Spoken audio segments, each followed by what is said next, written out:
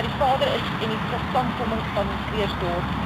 Dit is 'n halwegstasie wat gebruik word tydens die trektijd en ons is baie trots op ons geskiedenis.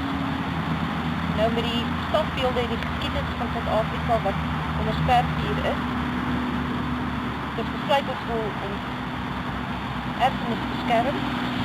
En ons het 'n versoekskrif wat ons gaan oorhandig aan die burgemeester van Krugersdorp om seker te maak dat ons standbeeld onbeskadig en veilig staan waar hy staan. Indien enige versoeke gerig moet word vir die skrywing daarvan, dan moet dit deur die regte organisasies plaasgevind word.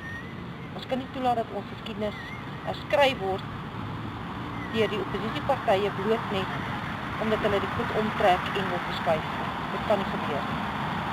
So ons is 'n klomp Suid-Afrikaanse en Afrikaner organisasies wat saamwerk en ons het môre die optog in die